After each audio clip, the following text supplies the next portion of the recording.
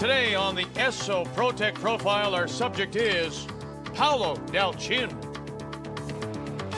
And Paolo is equally at home whether he's revving up a Formula 1600 engine or a Pratt & Whitney jet.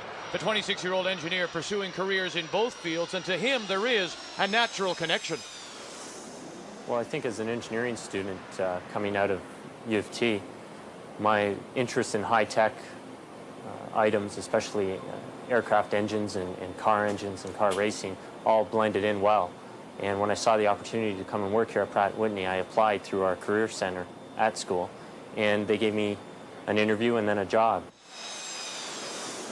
This company is at the forefront in aircraft engine design and testing, and that's the area in which I work in here. And both here and in motor racing, you're always searching for the absolute performance from the product, be it a race car, be it a plain engine. But do racing drivers make good engineers? His boss thinks so. Well, certainly when we're out looking for new graduates to bring into the company, because this is a high technology, fairly fast-paced company, we're looking for graduates who have done more than simply go through college and pass exams. We're looking for people with initiative that can handle pressure. And certainly when we interviewed Paolo, he showed those immediately, and his involvement certainly with racing is evidence that he can handle pressure and shows initiative. And Paolo's career choice, certainly no surprise to his family. For toys, there was car or airplane. There was only those two types of toys. And he started like it very much. He was playing with car all the time. It's been a long road for me to get this far, and that road started with my mom taking me to the go-kart tracks, and she used to take me every morning before work all the way out to Family Kartways in Whitby, and then drive all the way back to Toronto before work started, and she used to start at 7 o'clock in the morning. And when I was going there, I was the only woman, and there was all men, the father with the boys. And so I said, oh my God, what am I going to do now?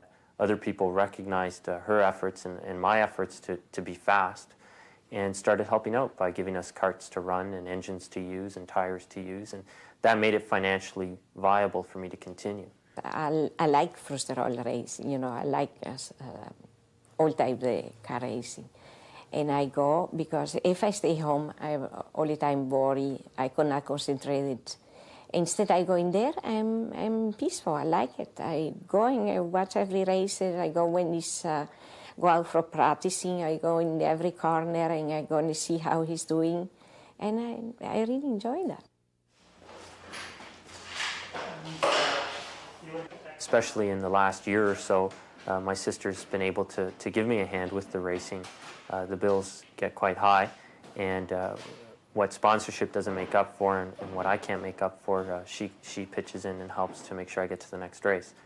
So it's really a group effort to go racing like it is for anyone else. You know, you just can't go anywhere in the sport without your family. Well, I think that what I would like to do for him, and I'm trying to do for him, is just to hold the door open for him. That's how I see it, be it through financial help or moral support or even some varied suggestions. Sometimes being a little bit more removed, you can see things that being involved you cannot. So I think that is what I feel my role is, and I will continue to do so for as long as I can help. My long-range goal would be to be in Indy cars as quickly as possible. But really what dictates, there's two things that dictate that. One is my personal development as a driver, and the other is the business plan that I can put together for myself and my sponsors to get us there. You know, what series you run is also important to your sponsor because you have to address the market that they're interested in. So Canadian companies are interested in general in Atlantic cars, unless they're interested in expanding into the US, in which case they're interested in Indy Lights. So I'd like to see myself go Atlantic car or Indy Lights in the very near future, if not next year, definitely the year after, and then into Indy cars in whatever time I can after that. Paolo Dal Cin, the 25-year-old, remarkable how far he's come so quickly. Only began racing in 1990.